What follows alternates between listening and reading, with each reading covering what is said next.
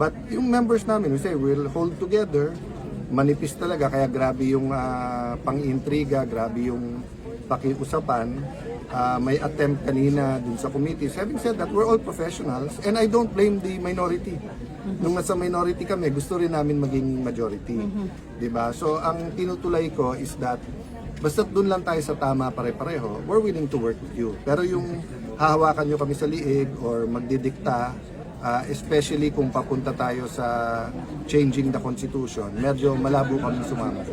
Senate President Cayetano, if we reverse engineer what happened nung Wednesday, tama ho ba na kulang ng communication between the GSIS and the Senate? Hindi kulang. They were not informed, Hindi. you were not informed na nagbarena Hindi sila? kulang, sinadya nila. Sinadya nila. Never, ang GSIS never nagpapasok ng NBI kung may problema sa peace and order. Police parati yun. Okay. Number 2, ibabarena mo yung pinto na lalabas yung mga senador. Isasara mo yung gate sa likod kung kailan lalabas yung mga senador. Tapos nung tinanong namin, wala daw NBI sa loob. O bakit yung ngayon yung may pulbura sa kamay at dito sa loob ng Senate nahuli? Diba? So, Would it have been simpler kung in-inform kayo ng GSIS na magbabarena kami to secure pero the door? masisira plano nila. What happened? Bakit as is, status quo? What do you think happened? Ang ugong over the weekend. First, only to God's grace. Okay, so the 2 weeks na binubuo ito and they were asking me, na-expect na yung ibang pressure. Okay. Pero I have to admit, grabe yung pressure. And to all of you, lalo sa mga mahal namin sa media, read between the lines. Read between the lines. Any pressure, negative or positive, please read between the lines. What pressure? Pressure na kumalas. Who called? Who? Alam naman Who ng lahat. lobbied? Alam naman ng lahat. So, ang aking inuulit na message, we're here to collaborate. So, interdependence with the judiciary and the executive. Wala namang problema sa judiciary, but with the executive, we want to collaborate. Ano yung, especially because of the crisis, gugutom na talaga mga tao talagang nawawalan na ng trabaho. I don't blame them for trying, but mas marami nasasaktan habang tinatry. Tapos yun nga, katulad ng NBI, kagabi lumabas, may talaga, gunpowder. So nagsisinungaling talaga sa presidente. So there's a lot of lies, deception, miscommunication ongoing. Okay. But yung members namin, we say, we'll hold together. Manipis talaga, kaya grabe yung pang-intriga, grabe yung pakiusapan. May attempt kanina dun sa committees. Having said that, we're all professionals and I don't blame the minority. Nung nasa minority kami, gusto rin namin maging majority. Diba? So ang tinutulay ko is that basta dun lang tayo sa tama pare-pareho, we're willing to work with you. Pero yung hahawakan nyo kami sa liig or magdidikta, especially kung papunta tayo sa changing the Constitution, medyo malabo kami sumama. How does that feel like? Parang you're walking on eggs, gano'n ba yun? Very thin line, it's what, 13, 11, pero and alam then mo, yung dalawang the last time I felt like abstain, this yeah? was during the time ng Hello Garcia. Kasi it's just so pure. I mean, I'm not saying lahat ng decision ko ay tama. I'm as imperfect as anyone else. But it's a walk of faith. It's just, Lord, kung ilalagay mo ako dyan, lagay mo. Biglang nilagay. Lord, kung tatanggalin mo ako, tanggalin mo na ako. So, I just have to make sure that every day is a day I really use to the optimum. Gamitin ko talaga yung kapangyarihan na binigay sa akin ng Senate President to do good. Diba? So, yun ang mimitingin namin ngayon. What is the 3 to 7 bills that can address the crisis? So ano yung presyo, trabaho kita, or sa energy, presyo ng kuryente, or sa agriculture, maliit man ang epekto or malaki na we can propose to Malacanang tapos itulak ng gusto. But kaya yan medyo hindi lang kasi na-pick up because it was just one of my vlogs naman. Naparating sa akin na maraming nakapending na bagong taxes, and this is normal sa mga economists pagka ganito na may threat ng stagflation, nagmo-move sila for new taxes. Ang sabi ko, we will be open but only if mag-order muna sila ng 10% saving sa buong gobyerno ipakita muna natin sa tao bago natin singilin ng mas mataas na tax, dalawa. One, nagsisave tayo, walang luho sa gobyerno. Number two, honest to goodness yung atin anti-corruption. Diba? Kasi kung mag-new taxes ka, tapos ang mangyayari, tingin naman na binubulsa, or mag-new taxes ka, pero tingin nila, pag tinignan, marami pang luho sa budget, hindi susuportahan ng tao yun. The problem is economic spending is down. Yes. So the economy is really not moving at all. It's the first time siguro after World War II na nagkasabay-sabay. Oil, fuel, fertilizer, geopolitical tension. So tapos tayo kasi 3-4 ang tama. Bakit? Marami tayong OFW eh. So each and every one na kailangan umuwi, walang sweldo yon. Pag uwi, wala na rin remittance iyon. Okay. Tapos nung tinamaan ng Bahrain at Qatar sa LP sa gas, ang byproduct ng urea, which is fertilizer, na ang biggest is India. So hindi naman basta't mag-export. So mataas na, mahirap pang kumuha. So ano na eh, what do you call this? Nanganganak at damay-damay. Viral na rin yung crisis eh. Opo. So ito pong nangyari today, is this how the Senate will conduct itself? Na una, you were a Senate session, Yeah. regular session, and then you convened the impeachment So, court, and then biglang naalis na naman yung mga I'll road answer nyo. that directly, Yeah. then I just wanna thank the minority then. One, so mangyayari nito, medyo ilang linggo pa bago mangyari yan yung naka-road na araw-araw na. Bakit?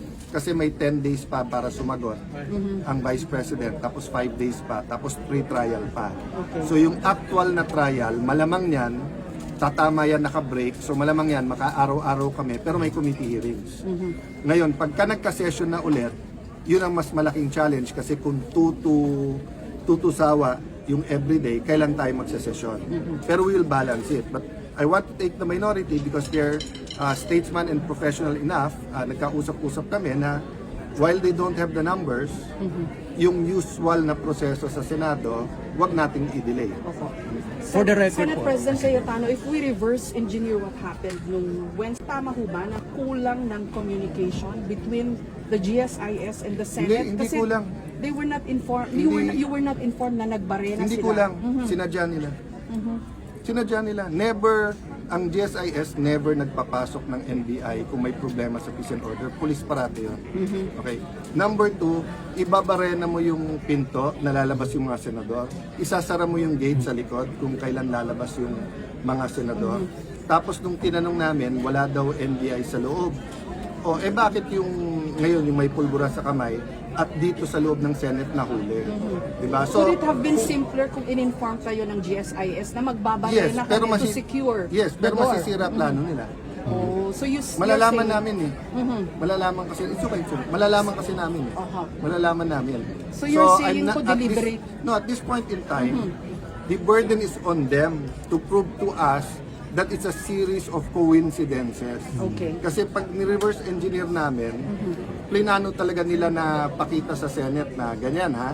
Sige, may numero kayo, nandyan si Bato, ganyan ha. Papaligiran naman namin kayo ng mga armado. Senator Gringo Nason said it best. Diba?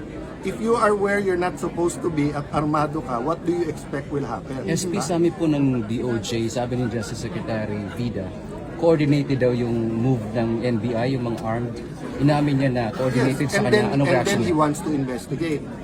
Gusto ni Secretary Vida mag-imbestiga ang NBI, DOJ, pero sila ang dapat imbestigahan eh. Kaya nga ang message ko sa kanya, hindi ka pwedeng bida kung kontrabida ka. Okay? So kung gusto mo mag-imbestiga, kailangan neutral ka. Si Secretary John Vic, hindi ko kasama sa politika. Si Secretary John Vic, maraming policies namin, hindi niya gusto ka. Pero nung pumunta siya dito, malinaw. Impartial, sabay tayo, ano kailangan mo sir? Kailangan ko CCTV, sinabit namin. So basta't patas, payag kami. Pero wag naman yung gagawa ng storya tapos kami pa ang kontrabida sa huli. Isa na lang po, SP, yung inaabangan ng iba yung chairmanship ng Blue Ribbon Committee, bakit wala po? Because nga, we wanted a bigger majority and we want to move forward na hindi confrontational pero lumabas lahat ng totoo. So we're considering everyone. We're considering Senator Marcoleta but we're also considering someone else. O sabihin ko na, we're considering Senator Pia. Diba? And then, dati, flood control lang. Now we have to investigate yung ginawa ng NBI. So, sa rules pa namin ibibigay yan sa Blue Ribbon. Diba? So, it's getting more complicated because nga of the events last week. Having said that, kung panay ganyan yung issues, kawawa ekonomiya natin, kawawa si Juan de la Cruz. So, Sir, bakit po SP hindi si Senator Marcoleta sa jury?